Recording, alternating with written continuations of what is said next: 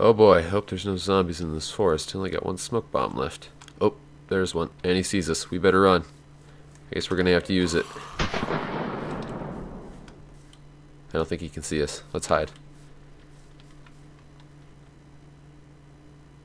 I don't think he saw us. Awesome, we're safe.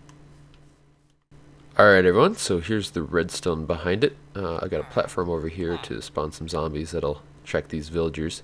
And I got a smoke bomb right here. So if we spawn a zombie right here, they're just going to track it. Let's throw a smoke bomb. And you can see the zombie won't fall down. But as soon as the smoke clears, he will continue tracking them. So what is happening here? I've got a fill clock right here. The first command block is killing any entity with a score of smoke at a minimum of 150. Smoke is a scoreboard dummy objective, and that's how I base the whole smoke bomb concept around it. Second command block here. Basically, the smoke bomb is a retextured snowball. So we are teleporting an item with a score of smoke at a minimum of 20 to a snowball. The next command block is, let's go back here. We're going to execute at a snowball relative to the snowball a particle cloud, and it's going to be 0. So this command block right here is making the particle cloud at the snowball. So when you throw it, which I can demonstrate now, see how it kind of leaves a trail of smoke? That is what that command block does. And that was the one we just looked at. This one, okay. So the whole concept of the smoke bomb is to make this zombie, in this case, stop tracking you. So this command block right here, execute at a score of smoke minimum 20, and when it reaches 20, relative, we're going to edit the entity data of the zombie, and we're going to give it an attribute of generic movement speed 0. So this will stop his movement speed. He doesn't stop tracking you, but he stops following you because he can't move anymore. And that is when this equals 20. So this one here, it gives it back to them because their natural base, or sorry, not natural, but default base is 0.2. And this gives it back to them at 150, which is when the smoke bomb ends. So when the smoke clears, then they can start moving again. And this one right here, this is what creates the cloud, and I'm actually going to turn this down just for the sake of the video. This will make the smoke bomb cloud a little bit smaller so it's easier to see. There we go.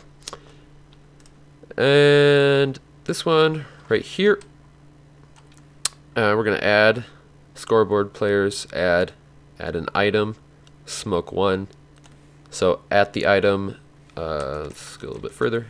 At the item snowball, we're going to add smoke 1, and since it's on a fill clock, it's going to keep counting up. So in fact, I'm going to set scoreboard objectives to smoke, and when we throw a smoke bomb, you can see it counts up, and when it hits 150, the smoke will clear. And that is because the item is being killed.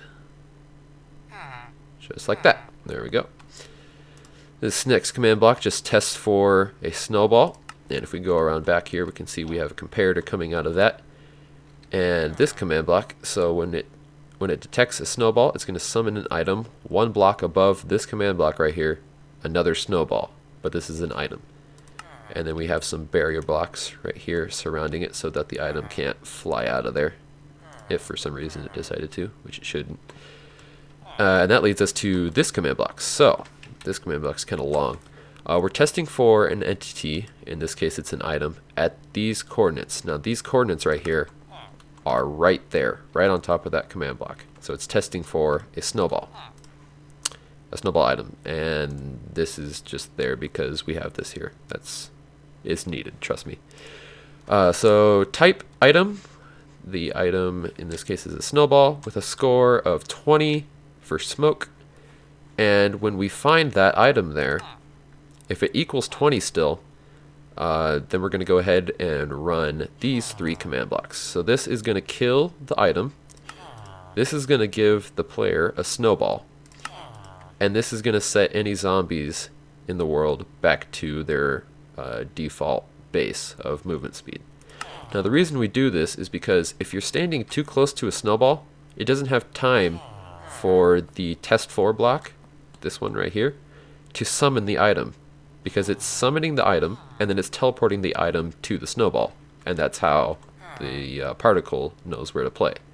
So if we throw it like this, you can see we get another snowball. Now it's not going to give me another snowball, that's just because I'm in creative. So if I throw this away and we go into game mode 0 and you throw the snowball, it'll give it back to you because it didn't work obviously. But if we go over here and we throw it, then you can see it works. So let's go back into game mode 1, get ourselves another snowball, smoke bomb, either way, same thing. And so basically, spawn the zombie, boom, he can't see him, and as soon as the smoke clears, he'll be able to see him, and he'll fall to his doom. Alright, so a couple things I missed in my little spiel there. I edited this command block, but I didn't actually show you what it does. This command block here actually makes the smoke particle. So we're going to execute add an entity with a score of smoke minimum 20 relative to that the particle cloud, and that's the particle you see with the smoke. 111 is the size of the cloud relative to where it is, so it's relative, and then it goes 111 from that. This is the count. This number 0 needs to be in your command, but it's not going to be helpful to change it to any other number. It's not going to affect anything. This is the density. I forget what the real name for this is in the syntax, but this is basically how thick your cloud is going to be. Another thing I forgot to mention is that this redstone here, it supports more than one smoke bomb. So we can make 2 clouds at the same time. Now, let's let these clear here 1 second. I'm actually going to take this off of the sidebar. There we go. So you don't have to deal with that. If we spawn a zombie here, and we spawn a smoke bomb, then we spawn another smoke bomb up here a little bit later. Oop, I did it too close. Let's try that again. Okay, bye-bye.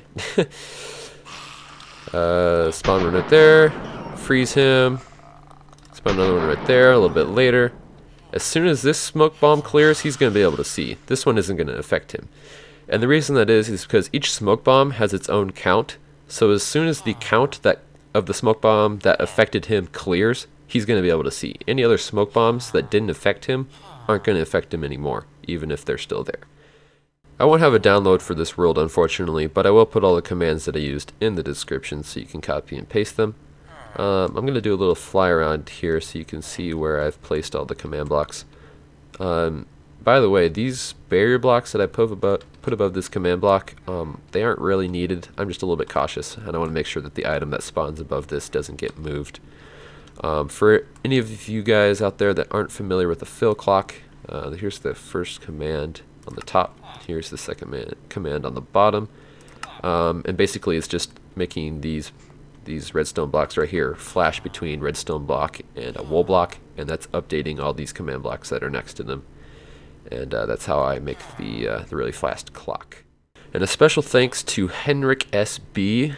He made a video on this same concept, making smoke bombs in Minecraft. But they weren't quite to my preferences, so I changed it up a little bit. But anyway, thank you, Henrik, for your video. It helped me learn about command blocks and how to make smoke bombs. Anyways, thank you guys for watching. If you liked it, let me know. Comment on the video, and I will see you in the next one. See ya.